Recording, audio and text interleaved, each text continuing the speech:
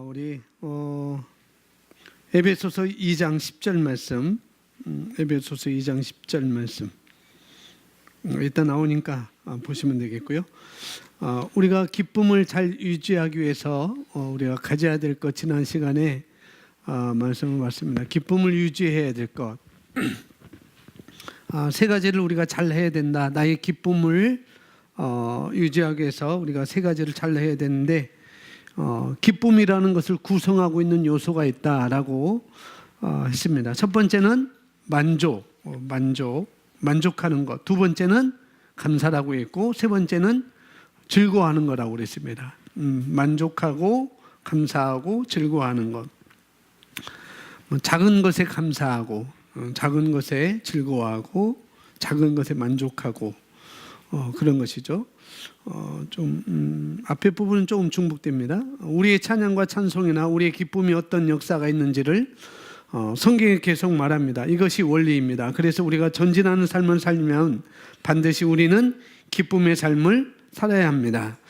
여러분이 전진하는 삶을 살기 원한다고 할 때, 그러려면 반드시 우리는 기쁨의 삶을 살아야 된다는 것. 내가 기쁨의 삶을 살면은 우리는 전진하게 되어 있습니다.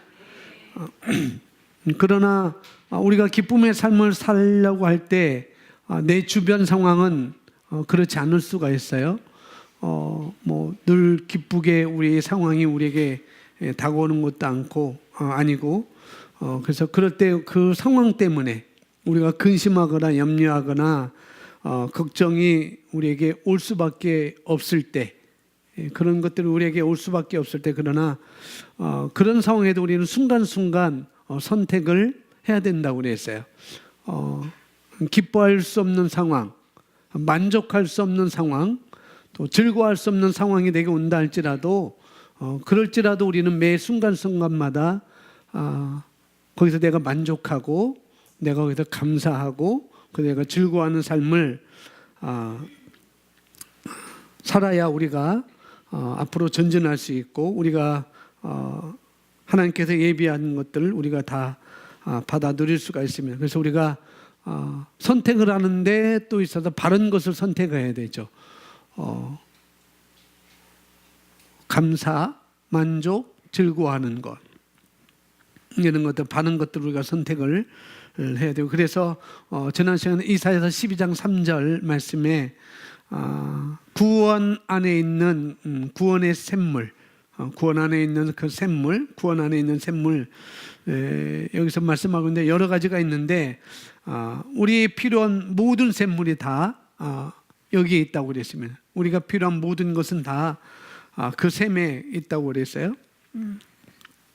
우리가 알고 있는 구원이라는 패키지 안에 들어있는 모든 것들, 그것이 치유든지, 그것이 부여든지, 그것이 다른 모든 것이 승리든지, 모든 것이 구원이라는 패키지 안에 다 들어있다는 것. 그래서 거기서 너희가 기쁨으로 구원의 우물들에서 물을 기르리로다. 우리가 기쁨을 유지하는 것은 정말 중요하다는 거죠. 왜 그러면은 우리가 물을 기르는 방법, 구원의 패키지 안에 있는 그 샘 안에 있는 물을 기르는 방법, 그것이 그 물이 부요든지, 그 물이 치유든지, 그 물이 우리의 성공이든지, 우리의 승진이든지, 우리의 승리든지 간에 어떤 것이든 간에 우리가 물을 기를 때 먼저는 첫 번째는 기쁨의 두레박, 감사의 두레박, 즐거움의 두레박으로 우리가 기르는 것이라고 말씀을 드려서, 그래서 기쁨을 유지하는 것이 정말 중요하다라고 말씀을 드렸어요. 그래서 우리가 만족하는 삶, 감사하는 삶, 즐거워하는 삶, 만족, 감사, 이 즐거움은 우리가 늘상 우리가 고백을 해야 되는 것이고, 감사하다, 작은 것에도 내가 만족하다, 그런 것이 있어야 되겠고, 또 즐거워하는 것, 이런 것들 우리가 있어야 됩니다. 그래서 우리가 기뻐하기만 하면은 분명히 우리의 소원을 이루어 주신다고 지난 시간에 말씀을 통해서 우리가 봤습니다. 그래서 우리가 기쁨으로 살기로 선택을 해야 된다는 거죠. 왜냐하면은 나의 소원을 이루어 주는 것이 기쁨이기 때문에, 하나님은 기쁨이라는 그런 도구를 통해서 기쁨이라는 쉽게 말해 어떤 연장을 통해서, 기쁨이라는 어떤 통로를 통해서 저와 여러분의 소원을 이루어준다고 말씀하셨으니, 내 소원이 이루어지는 것은 내가 기쁨을 유지하는 것이고 감사를 유지하는 것, 작은 것에 만족하는 것입니다. 그래서 우리의 태도는, 나의 태도는 뭐냐면은 기쁨을 선택하는 태도라는 거죠. 어떤 상황이든지 간에 나는 기쁨을 선택할 거야. 나는 선택할 거야. 이것이 우리가 있어야 되겠죠. 그런데 목사님, 내 상황이 이런데 내가 기뻐해야 될까요? 내가 이런데, 내 상황이 이런데 내가 만족해야 될까요? 내 상황이 내가 이런데 내가 그러면 감사해야 될까요? 라고 생각할 수 있겠지만은 그런데 이 만족, 첫 번째는 나의 기쁨을 유지하는 것은 만족이고, 두 번째는 감사하고, 세 번째는 즐거워하는 것을 알고 있습니다. 그래서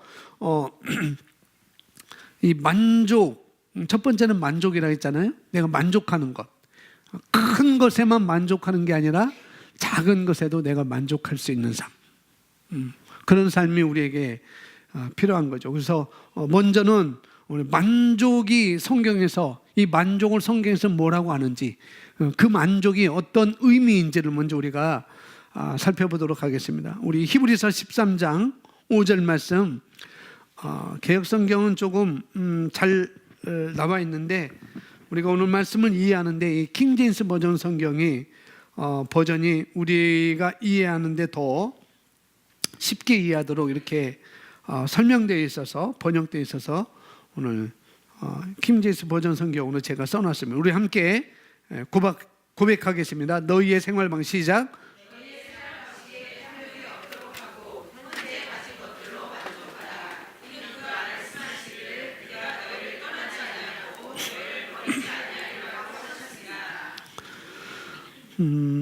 이 앞뒤 이 말씀, 히브리서 13장 5절 앞뒤 이 문맥의 내용을 보면 이런 것입니다.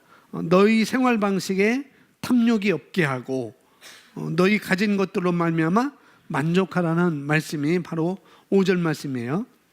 그럼 만족이라는 것이 무엇인가? 그렇죠? 만족하라고 하는데 그 만족이 뭐라고 하는가? 그것은 지금 내가 가진 것에 대해서 뭐하는 마음? 감사하는 마음. 그게 만족이라는 거예요.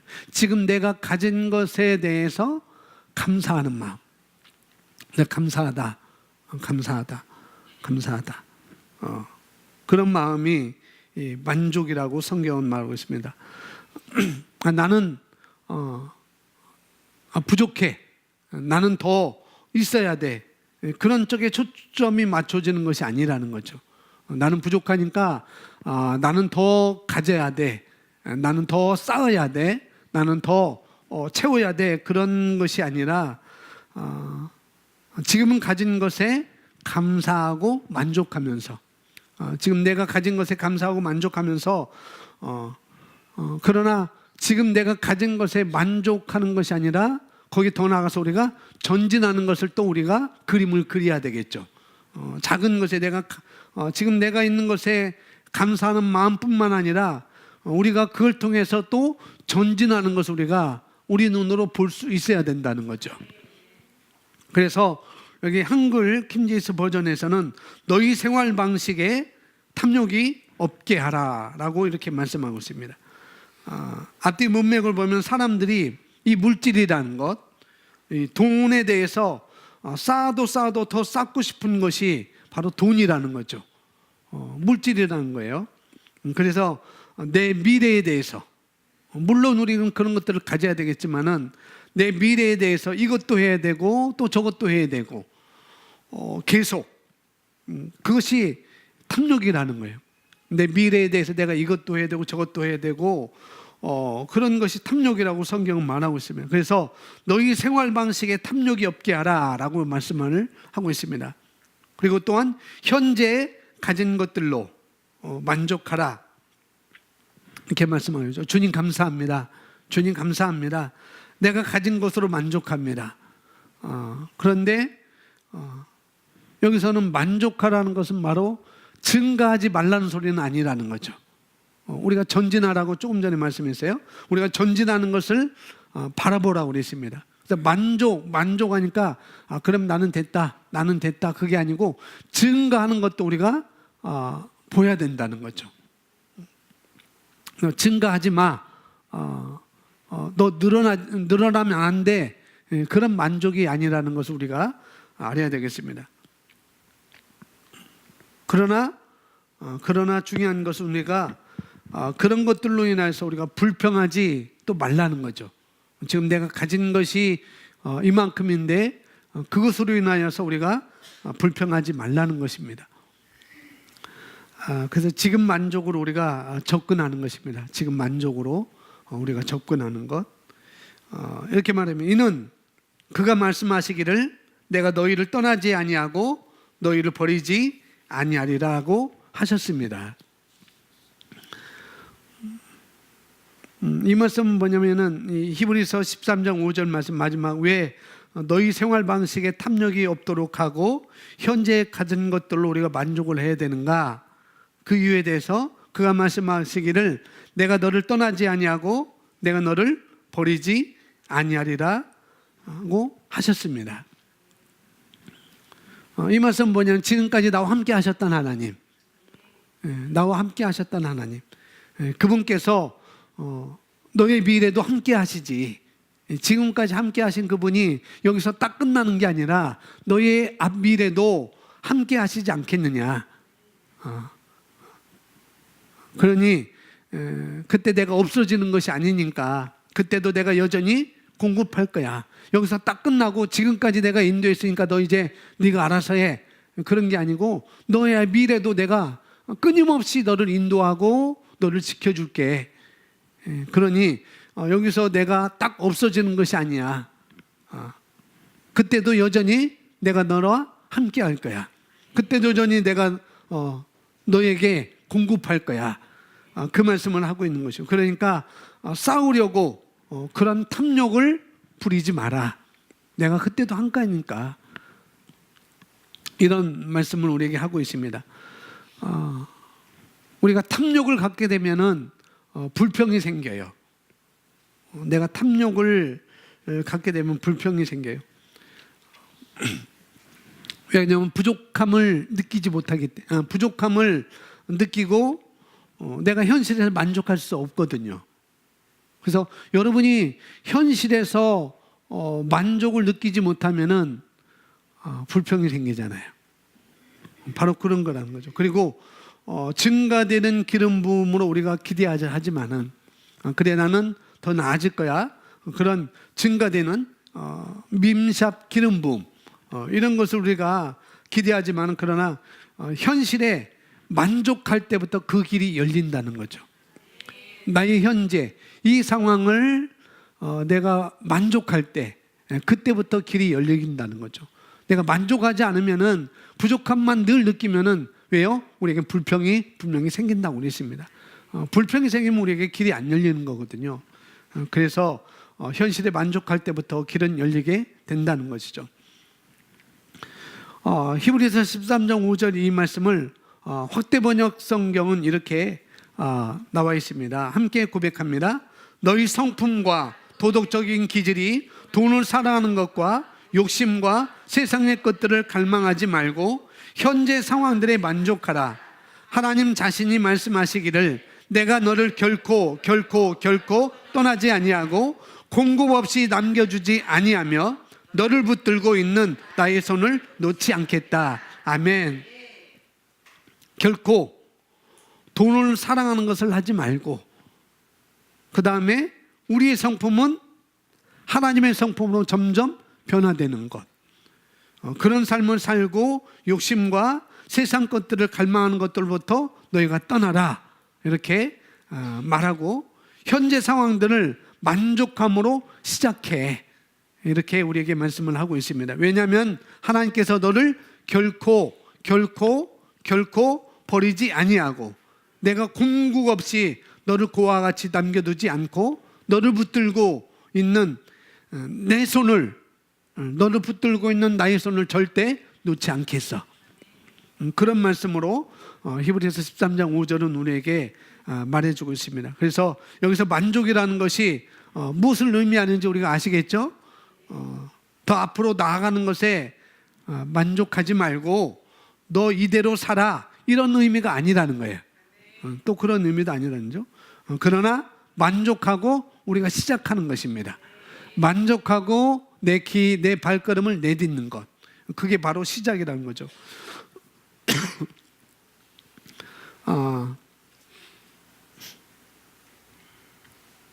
그러나 우리가 갈망은 있잖아요. 갈망, 더 나아지고자 하는 갈망, 더 있고자 하는 그런 갈망은 분명히 있어요. 정말 내가 감사하고 지금 있는 것에 내가 만족하고 살지만, 내가 그렇게 살지만은, 그러나 내가 하나님의 말씀을 보니까 내가 하나님 나라에 이런 큰 일을 하기 위해서, 내가 주님의 나라와 그런 일에 내가 큰 일을 하기 위해서 이런 공급이 나에게 있어야 되겠다, 이런 공급이 나에게 있어야 돼 라는 것을 바라보는 것은 절대 만족하지 말라는 것과 다른 의미라는 거죠. 그래서 우리가 이 만족이라는 의미를 우리가 잘 알아야 된다는 거죠. 만족이라고 성경 우리에게 말하고 있습니다. 자, 디모데전서 6장 6절 말씀 9절까지 우리 함께 있습니다. 그러나 자족하는 마음이 있으면 경건은 큰 유익이 되느니라. 우리가 이 세상에 아무것도 가지고 온 것이 없음에 또한 아무것도 가지 못하리니 우리가 먹을 것과 입을 것이 있은즉 족한 줄로 알 것이니라. 불의하는 자들은 시험과 올무와 여러 가지 어리석고 해로운 욕심에 떨어지나니 곧 사람으로 파멸과 멸망에 빠지게 하는 것이라. 아멘. 여기서 만족으로 시작해서 증가하고 발전하면 좋은데, 그렇죠? 내가 만족으로 시작해서 증가하고 발전하면 좋은데, 그게 아니고 부족함으로 시작해서 그런 것을 갈망하게 되면, 다시 말해 부여하고자 하면 결국은 자기 올문에 걸리게 된다는 거죠. 부족해. 거기로부터 우리가 시작하면은 결국 자기 올무에 자기가 걸리게 된다는 것. 우리는 그렇게 아니고 지금 만족으로 시작해서 증가하고 발전하는 쪽으로, 그것도 주님의 나라와 그리고 공급은 하나님이 해주시는 거야. 그런 방향 우리가 나가는 것이죠. 그래서 만족이라는 것이 기본적으로 뭔지를 우리가 봤습니다. 그래서 감사와 기쁨의 삶을 살면 가장 먼저 만족하는 것부터 시작을 해야 됩니다. 그 다음에 만족을 할 때 우리가 내가 그냥 이렇게 생긴 것, 내가 이렇게 살고 있는 것, 이것을 감사로부터 시작하는 것입니다. 왜냐하면 하나님 감사합니다. 제가 건강한 것 감사합니다. 내가 이렇게 생긴 것, 그렇지만은 감사합니다. 내가 건강한 것, 네, 감사합니다. 그러는 것이죠. 그리고 이렇게 가정 안에서 한 식구가 함께 모여 있는 것 감사합니다. 그리고 우리 교회 안에서 이렇게 우리가 한 마음으로 기능하는 것에 대해서 감사합니다. 이렇게 감사로부터 우리가 어떤 자리에 있든지 감사로부터 내가 시작하는 거예요. 그것이 바로 만족하는 마음이라는 거죠. 그래서 우리가 자꾸 물질에 대해서 탐심을 갖지 말라, 있는 것에 만족하라, 만족으로 시작해라, 이렇게 우리에게 말씀을 하고 있는 것입니다. 그래서 우리가 만족하고 즐거워하고 기뻐하고, 별것 아닌 것 가지고 우리가 기뻐하는 것, 별거 아닌 것인데 기뻐하는 거예요.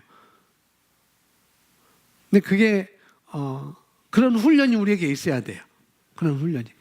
별것 아닌데, 별것 아니니까 내가 기뻐하지 않고 감사하지 않고 만족하지 않는 그런 삶이 아니라 별것 아닌데도 내가 감사하는 그런 훈련을 우리가 늘상 해야 된다는 거죠. 그런 고백을 통해서, 우리가 그런 훈련을 통해서 우리가 만족하는 마음을 가져야 되고, 그런 것이죠. 작은 성공에도 우리가 기뻐하는 것, 작은 성공에도, 조그만 일에도 우리가 기뻐하는 것, 작은 성공에도 기뻐하는 사람, 기뻐하는 사람. 똑같은 것에 똑같은 것, 작은 것에 성공했는데, 똑같이 작은 것에 성공했는데 이 사람은 하나님이 정말 이런 것을 이렇게 하셨구나. 어떤 사람은 작은 애 정말 작은 성공에 기뻐하는 사람, 하나님이 이렇게 작은 것에도 하나님께서 이렇게 손을 뻗쳐서 나에게 뻗친 손을 내가 거두지 않고 하나님께서 이렇게 공급해 주셨구나 라고 감사하는 사람이 있는가 반면에 어떤 사람은 왜 이거밖에 안 됐지? 왜 이거밖에 안 됐지? 라고 불평하는 사람. 분명히 작은 것에 감사하고 작은 성공에 감사하고 나가는 그런 사람은 바로 더 큰 성공으로 길은 열리게 되어 있는 것이죠. 그런데 어떤 사람은 성공했음에도 불구하고 자기 기준에 못 미친다고 생각하고 불만이 생기는 거예요. 내 기준에 못 미쳐. 그래서 불만이 생기는 거예요. 그래서 똑같은 상황을 불만으로 우리가 시작하게 되면, 불평으로 시작하게 되면은 거기는 하나님의 흐름의 역사가 자기 자신이 막는 거라는 거죠. 그래서 우리가 물을 기르는데, 구원의 샘물에서 물을 기르는데 어떤 것으로? 기쁨으로 물을 기른다고 말씀하고 있잖아요. 그래서 우리가 똑같은 상황을 우리가 불만으로 시작하면은 불평이 생기고, 왜 불평이 생길까요? 남하고 비교하게 되니까. 남과 비교하니까 그래서 우리는 이것을 조심을 해야 되는 것입니다. 그 다음 보시면은 기쁨을 빼앗아간 것들에 대해서 나누도록 하겠습니다. 사실 이것은 내부적으로 생기는 것인데 외부적인 시작으로 생기는 내부적인 갈등입니다. 내부적으로 생기는 것인데 외부적인 시작으로 생기는 내부적인 갈등이라고요. 만약에 밖에서 다른 사람을 판단한다든지 증오한다든지 냉소, 또 다른 사람과 비교해서 질투한다든지 용서하지 않는다든지 경쟁한다든지 여기서부터 시작하는 것, 그거는 평안하지 못하고 기쁘지 않는 그런 것들이 있으면 우리가 기쁨을 유지하기가 어렵다는 거죠. 용서하지 않고 경쟁하고 또 내가 피해를 입은 것에 대해서 화가 나고 다른 사람을 향해서 화가 나고 그런 것들은 우리가 기쁨을 유지하는데 방해가 된다는 거죠. 그래서 이런 것들에 냉소, 판단하고 증오하고 다른 사람과 비교해서 질투를 하고 또 다른 사람을 향해서 화가 나고 내가 피해를 입은 것에 대해서 또 화를 내고 그러면 이런 것들에 내가 노출되는 순간 우리는 잘못된 것을 바라본다는 거예요. 그것을 바라보는 순간 우리가 기쁨을 놓치게 된다는 것이죠. 그래서 외부적인 요소에 있어서 굉장히 중요한 밖으로부터 온 누군가의 말이라든지 누군가의 행동이라든지 누군가가 나에게 공격했다든지 그런 것들 때문에 오는 모든 것들, 외부적인 요소로 말미암아 오는 그런 갈등들 이런 것들은 우리가 뭐라는 용서라는 연장이 있습니다. 이런 갈등들 사실 내부적이지만은 외부적인 것으로 오는 이런 갈등들은 내가 용서라는 것 연장을 가지고 내가 이것을 해결할 수 있다는 거죠. 그래서 주님께서도 용서를 굉장히 중요하셨잖아요. 너희가 예배를 하는데 너희가 하나님께 성전에 예물 드리러 오는데 너희가 형제에게 뭔가 용서할 일이 있으면은 먼저 형제 용서하고 예물 드리라 라고 예수님 말씀하셨습니다. 화해하고 와라. 화해하고 드려.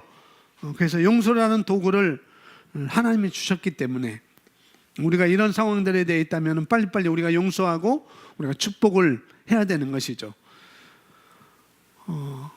네, 질문하고 있습니다. 그런데 사람들이 왜 용서를 못할까요? 그것은 저 사람이 나에게 피해를 입힌 그 피해가 나에게 손해를 끼쳤기 때문이라고 생각하기 때문에 그런 거라는 거죠.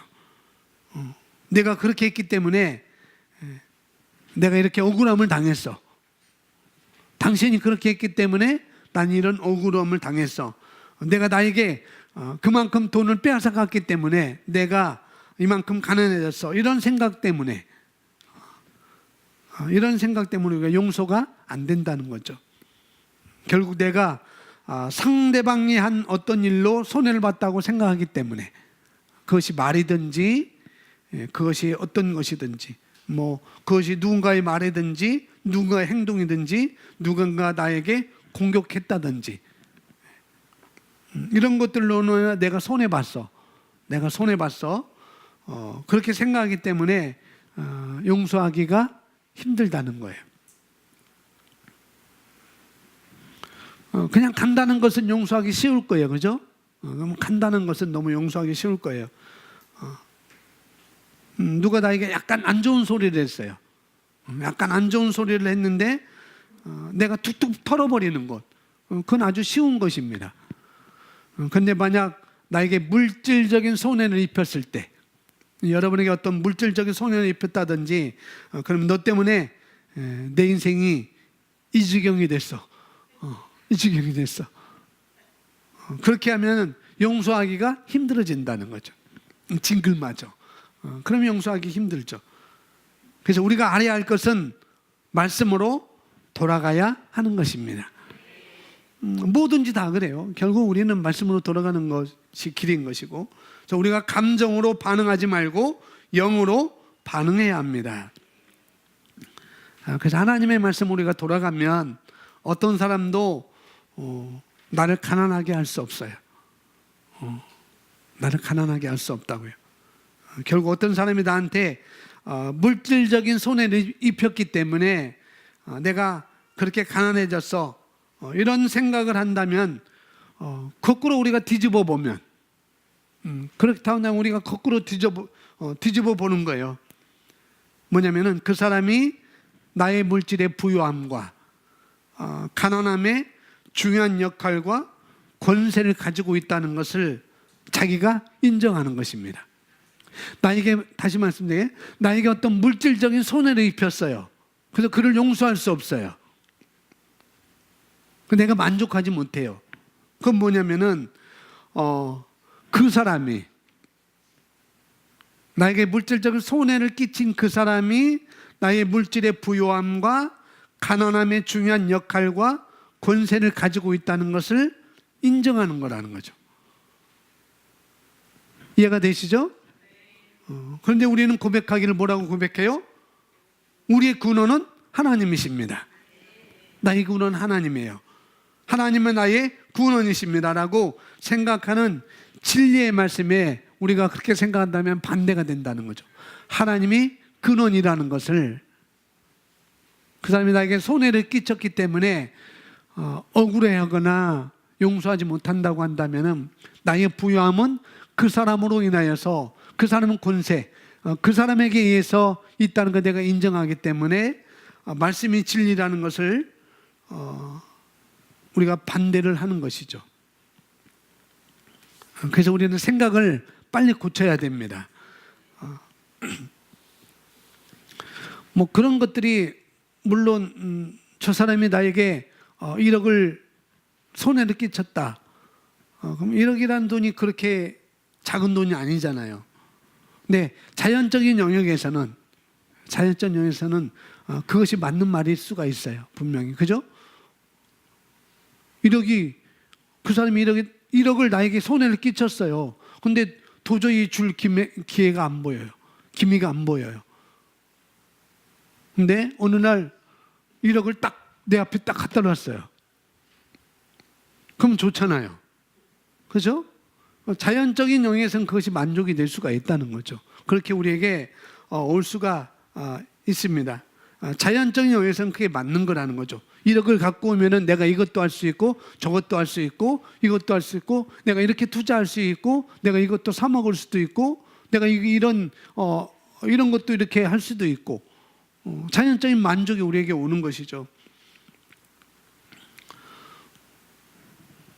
내가 5개가 있는데 저 사람이 3개를 뺏어갔어. 그러면 나에게는 몇 개 남았어요? 2개가 남았잖아요. 2개 남았는데 너 때문에 이렇게 됐어. 내가 3개를 가져갔기 때문에 난 2개밖에 없어. 너 때문에 내가 가난해졌어.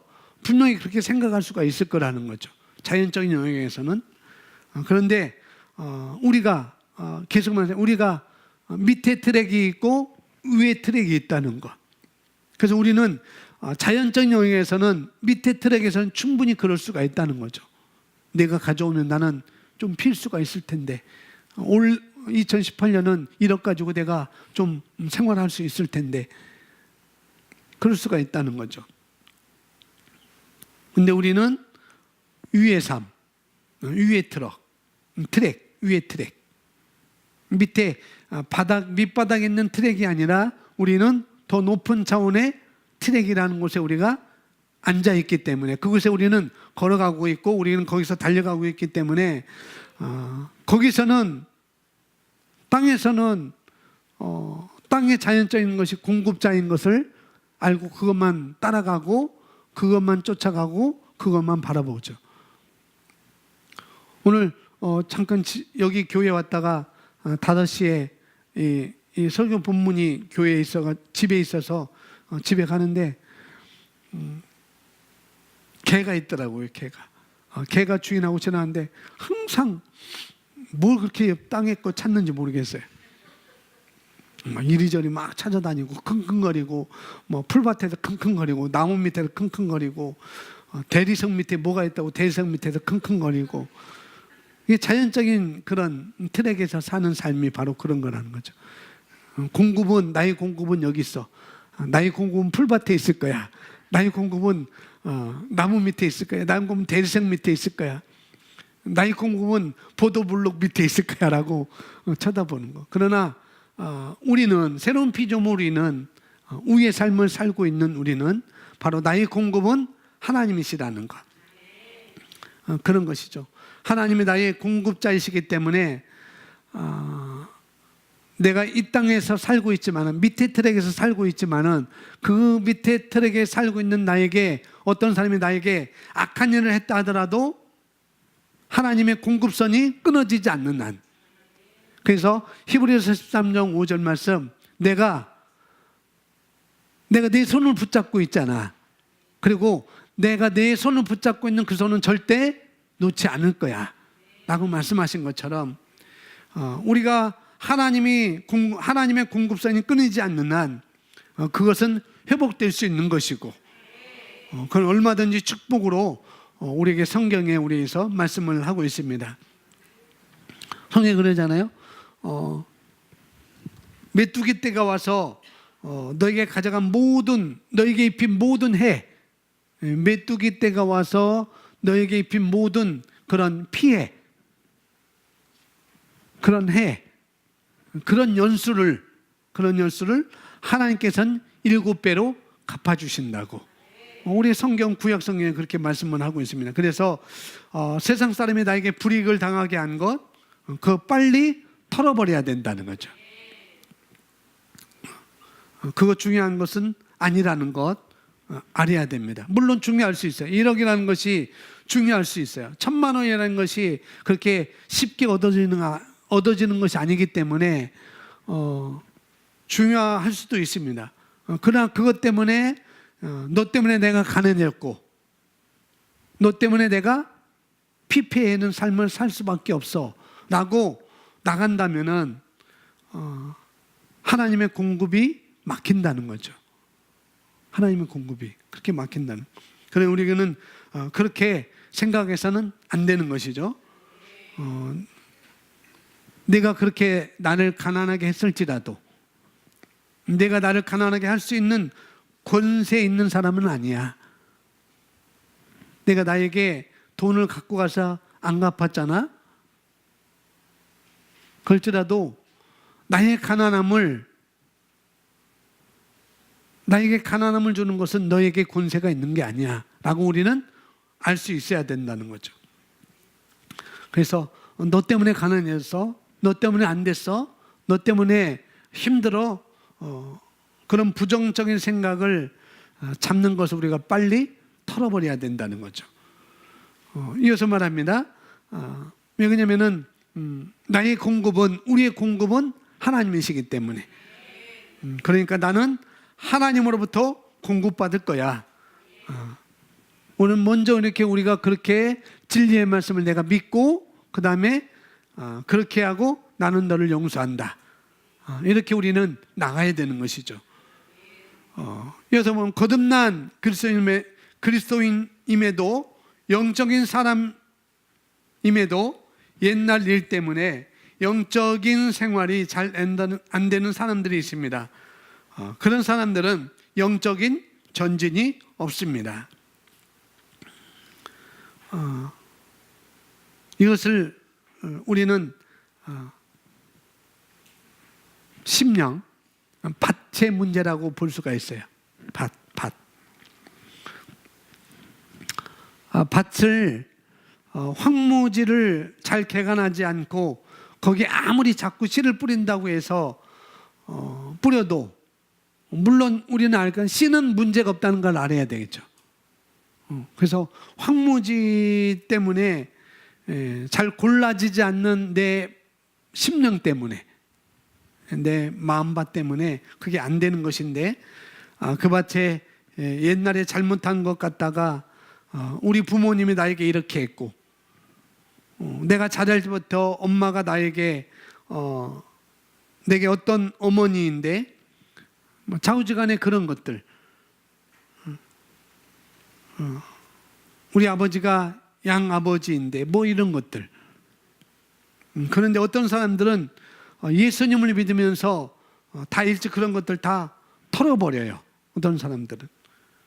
근데 어떤 사람은 그걸 털어버리지 않는다는 거죠. 그래서 심지어는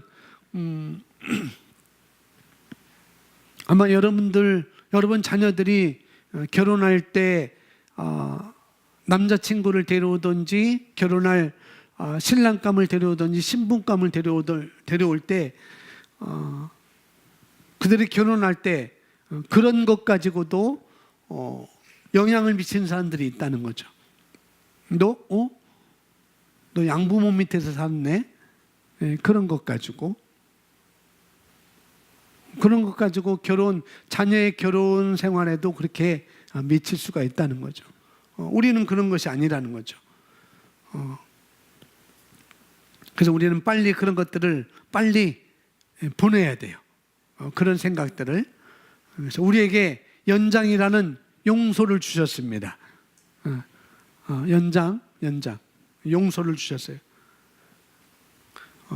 밑에 보면 그래서 우리가 용서하기로 결단하고 그냥 감정이 따라가지 않아도 의지로 먼저 시작하는 것입니다. 용서하기로 결단하고 감정은 따라가지 않지만 그래도 의지로 먼저 우리가 시작해야 된다는 거죠. 나는 그 사람을 용서합니다. 그 사람을 축복합니다. 그리고 계속 우리가 그것을 선포하고 고백하다 보면 우리도 모르게 감정까지 따라가게 됩니다. 왜냐하면 이것은 성령님만이 할 수 있는 일이기 때문입니다. 여러분에게 개인적으로 화를 입힌 사람이라면 용서하기 힘들 거예요. 분명히 개인적으로 화를 입힌 사람이 용서하기 힘들 거예요. 그러나 방향은 그 사람을 향해서, 그 사람을 위해서 용서하는 것이 아니라 내 자신을 위해서 먼저 용서하는 거예요. 뭐라고요? 내 자신을 위해서 용서하는 거예요. 방향이 그 사람을 위해서 용서하는 것이 아니라 내 자신을 위해서 용서하는 것입니다. 방향은 먼저 그런 거죠. 그래서 우리가 용서하기로 결단하고, 용서하는 길은 하나님이 원하시는 길이잖아요. 주님도 그렇게 말씀하셨으니까. 그래서 하나님이 원하시는 길이니 내가 선택해야 되는 길이기 때문에 그 길을 따라서 우리가 가는 것이고, 내가 용서하라고 방향을 정하고 가게 되면 그 용서를 할 수 있는 능력은 바로 성령님께서 제공하신다는 거예요. 그래서 우리는 용서를 안 할 뿐이지 용서하지 못할 사람은 없는 거예요.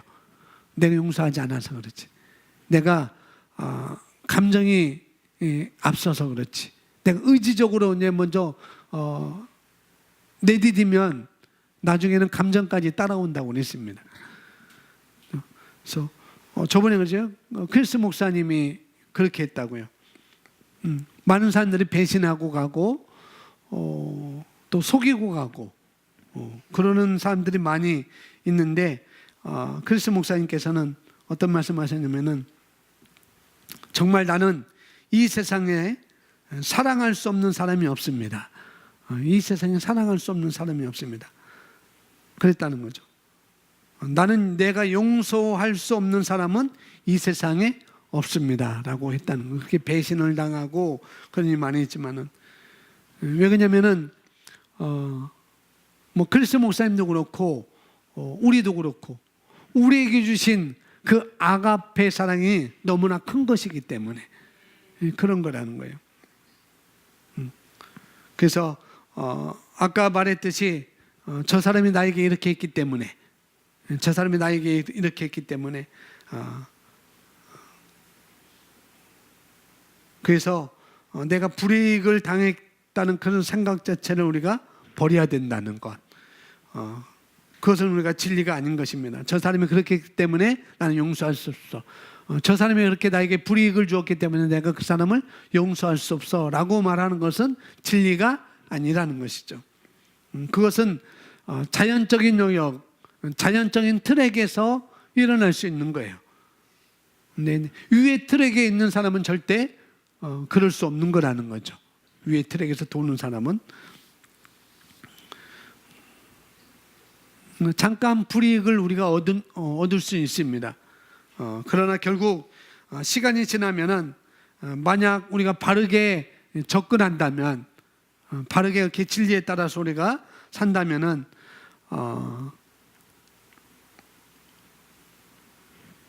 우리는 그 사람을 용서할 수도 있고 그 사람을 안아줄 수 있고 축복할 수도 있다는 것이죠. 그래서 우리가 바르게 반응을 한다면은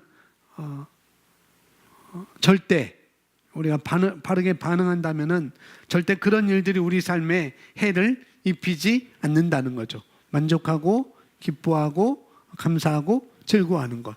이렇게 우리가 바르게 반응한다면은 절대 그런 우리 삶에 해를 입히지 않는다는 거죠. 성경에서 말하고 있습니다. 로마서 8장 28절입니다. 우리 함께 고백합니다.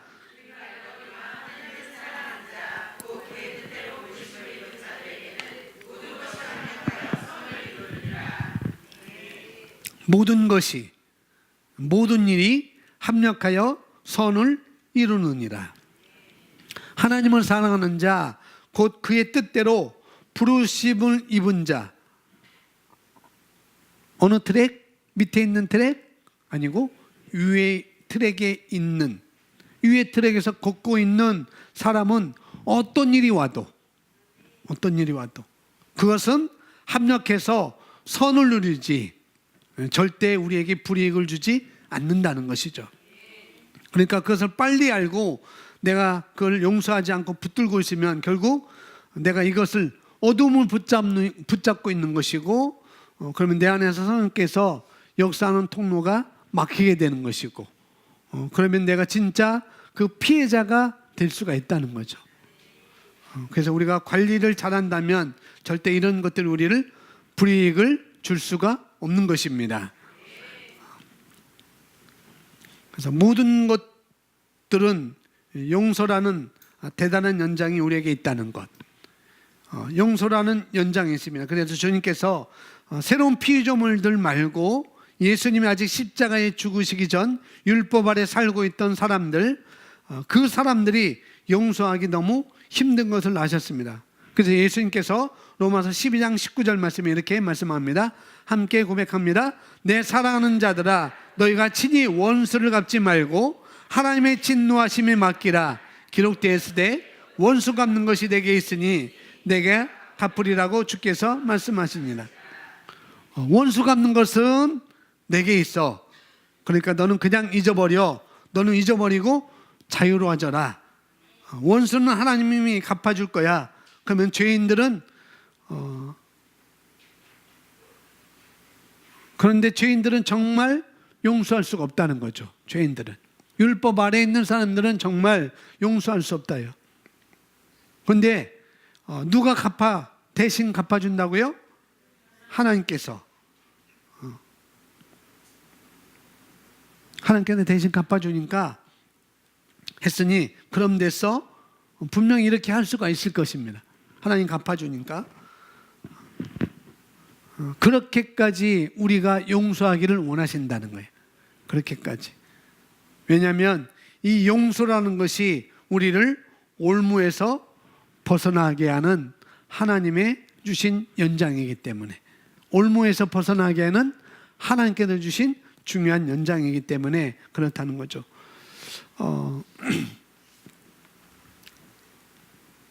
아까 외부적인 갈등, 원래 내부적으로 도는데 외부적인 갈등이 외부적으로 오는 그런 것들을 통해서 내부적인 갈등이 온다고 그랬습니다. 그래서 여기 대부분 증오나 경쟁이나 또 분함이나 적이나 이런 것들은 밖에 있는 상황으로 말미암아, 밖에 있는 그런 상황들로 말미암아 내가 내면적으로 일어나는 거예요. 그런 것들은. 그래서 우리가 항상 하나님 말씀에 모든 것이 합력해서 선을 이룬다는 것을 진짜 우리가 믿는다면, 모든 것이 합력해서 나에게 선을 이루는 거야 라고 진짜 믿는다면, 그는 하나님이 내 인생에 인도하고 계시고 내 손을 놓지 아니하시고 결코 떠나지 않고 결코 버리지 않는다고 말씀하셨으니까 정말 여러분의 인생의 주인공, 여러분 인생의 드라마에 여러분이 주인공이라는 것. 여러분 인생의 주인공, 여러분 드라마, 그런 인생의 드라마의 주인공은 여러분 각자라는 것을 우리가 먼저 알아야 된다는 거죠. 그래서 우리가 드라마를 보게 되면은 그런 것들이 있잖아요. 드라마를 보면은 주인공만 나오는 게 아니잖아요. 많은 사람들이 나오잖아요. 뭐 엑스트라도 나오고 지나가는 사람 A, 지나가는 사람 E, 지나가는 사람도 이렇게 나오고 많은 사람들이 나오는데 그러나 등장인물의 이 중요한 근데 그 드라마에 나오는 모든 엑스트라들 다 작가는 누구를 위해서 그 사람들이 있게 했어요? 주인공, 그렇죠. 주인공을 위해서 엑스트라 1, 지나가는 아줌마 2, 식당 아줌마 2, 니 아까 끄는 아저씨 3, 이렇게 다 오로지 누구를 위해서? 주인공을 위해서 다 각본이 이렇게 쓰여진 거라는 거죠. 마찬가지로 그렇다는 거죠. 정말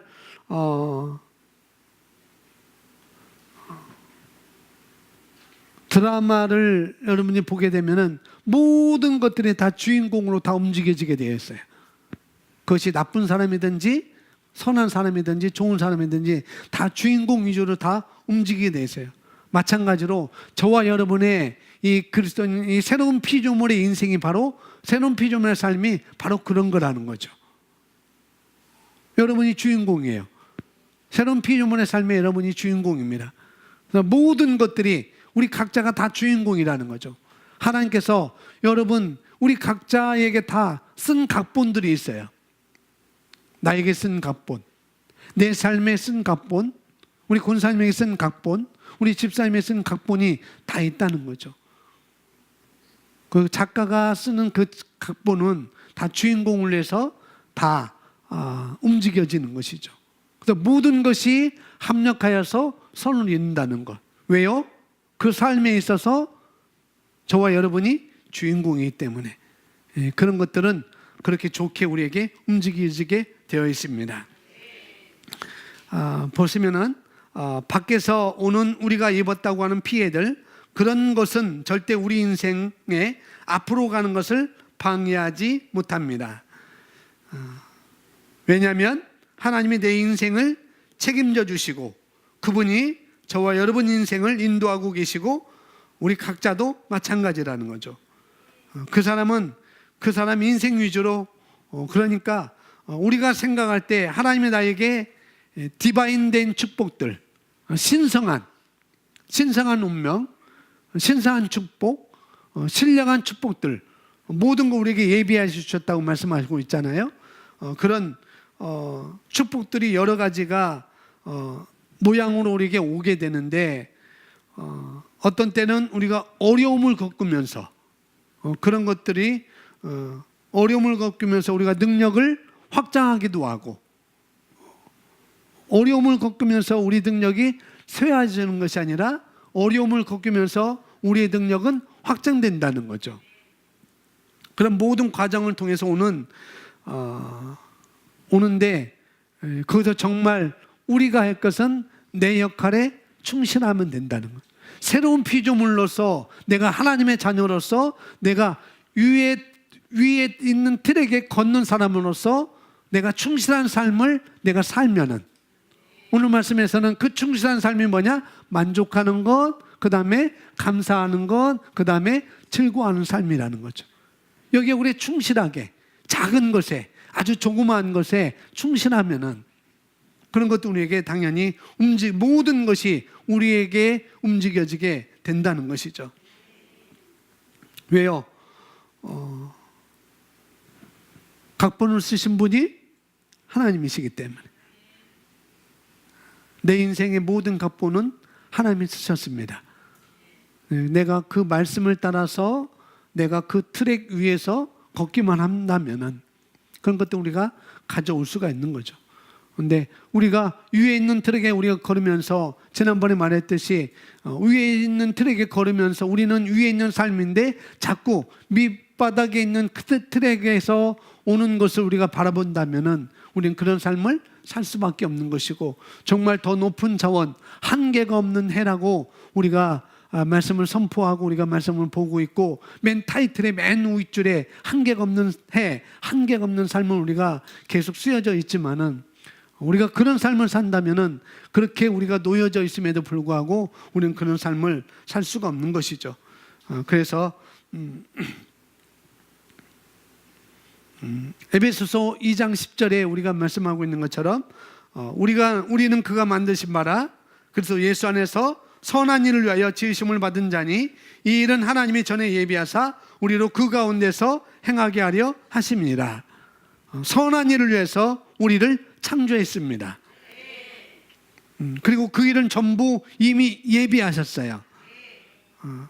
그 길을 따라 우리가 걷고 올 수 있도록 하나님께서 이미 예비하셨습니다. 그래서 각본을 쓰신 분이 하나님이에요. 그래 우리는 각본대로 움직이면 되는 거예요. 각본대로 내가 등장할 때 등장하고 내가 해야 될 일을 하고 해야 할 말을 하고 내가 가져야 할 반응을 내가 갖는 것. 그 다음에 해야 될 행동을 하고 그리고 빠질 때는 빠지면 되는 거예요. 그래서 사실은 복잡한 것은 아무것도 없습니다. 우리에게 복잡한 것은.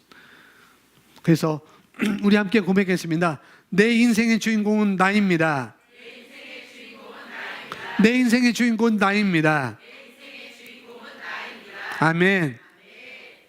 그래서 우리에게 주신 좋은 분들이 있잖아요. 여러분에게 주신 좋은 분들이 있잖아요. 드라마에서 영화에서처럼 주인공에 붙여준 좋은 분들, 좋은 역할을 하는 사람들이 있듯이 물론 악한 역할을 하는 사람들도 있는데 좋은 역할을 하는 사람들이 우리가 감사하는 것. 주님이 보내주신 것에 감사하고 우리가 즐겁게 인생을 사는 것입니다.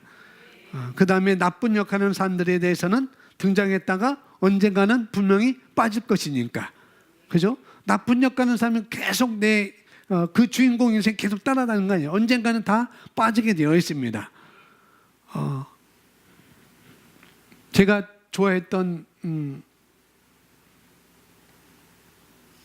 영화 있는 드라마 있는 장군의 아들 김똑강 그 일본 순사 결국 장군의 아들 3에서는 그 나쁜 주인공이 결국 빠지잖아요.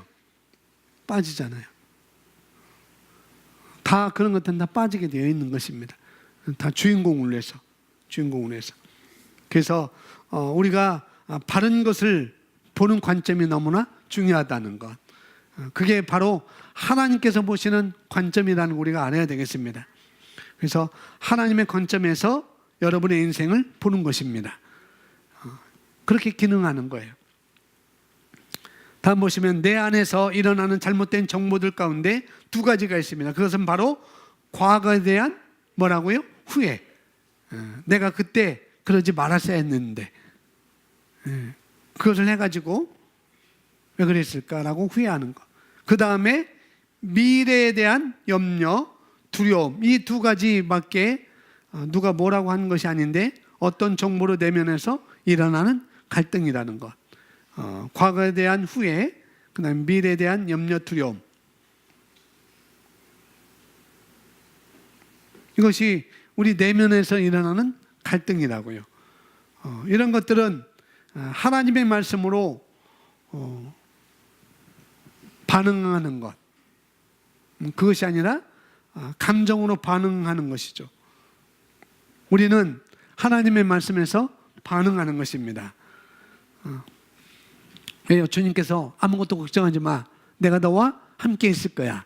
내가 너를 떠나지 않을 거야. 내가 너를 버리지 않을 거야. 내가 너를 끝까지 함께하고 내가 너를 버리지 않고 내가 내게 공급선을 끊지 않을 것이고 내가 내 손을 절대 놓지 않을 거야. 이렇게 주님께서 말씀하시고 계시기 때문에 미래에 대한 두려움은 우리가 거절할 수가 있는 것이죠. 그런 것입니다. 그래서 기본적으로 위의 트랙에서 살아가는 방식, 거듭난 그리스도인들, 하나님의 예비하신 뜻 안에서 걸어가는 사람들이 가지고 있어야 할 태도가 바로 만족하고 감사하고 기뻐하면서 우리가 살아가는 것입니다. 아멘. 그것이 바로 우리의 삶이라는 것이죠. 그래서 우리가 계속 만족하면서 기뻐하면서 섬기면서 주님을 섬기면서 주님을 섬기기 때문에 또 사람을 우리가 섬기는 거예요. 그런 것입니다. 그래서 사람을 섬기면서 우리가 이것을 지속한다면 결국 우리 삶은 계속 전진하게 되어 있습니다. 아멘.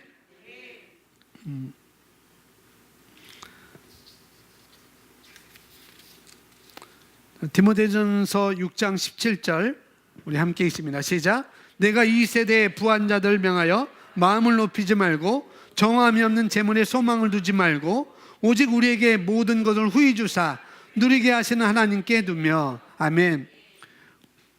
그분은 우리에게 모든 것을 후히 주시고 풍요하게 주셔서 그것을 누리게 하시는 분이에요. 누리게 하시는 살아계신 하나님. 근데 그것이 당장 내가 원하는 만큼이 아닐 수도 있겠죠. 근데 누리게 하신다고요. 당장 내가 원하는 만큼이 아닐지라도. 그러나 여기서 우리가 알아야 될 것은 하나님께서는 우리에게 모든 것을 후히 주셔서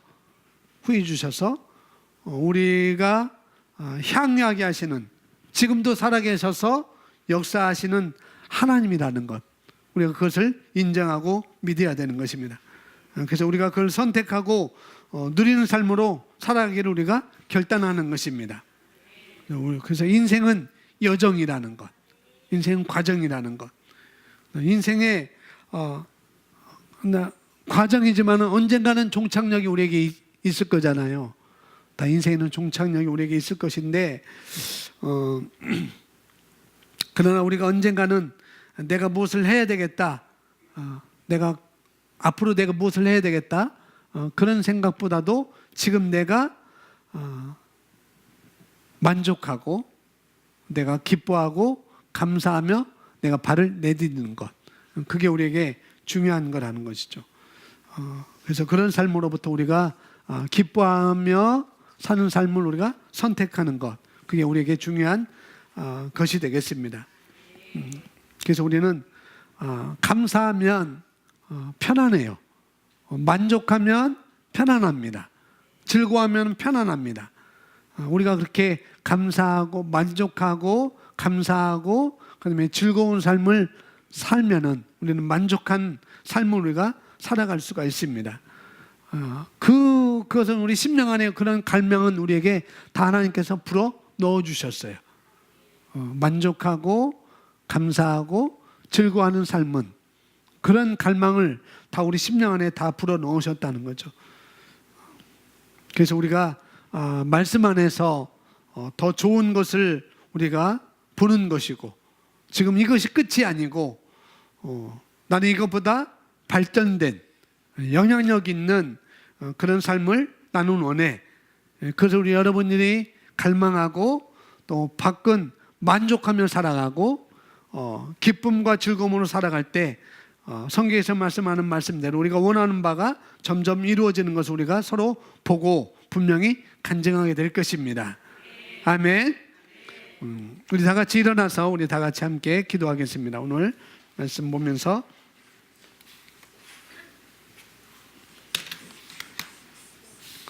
지난 시간에 이어서 우리 함께 기쁨으로 사는 삶을 선택하라는 말씀을 우리가 함께 보았습니다. 오늘은 세 가지죠. 만족하는 삶이 무엇인지, 감사하는 것이 무엇인지, 즐거워하는 것이 무엇인지를 대략 간략하게 말씀을 드렸는데요.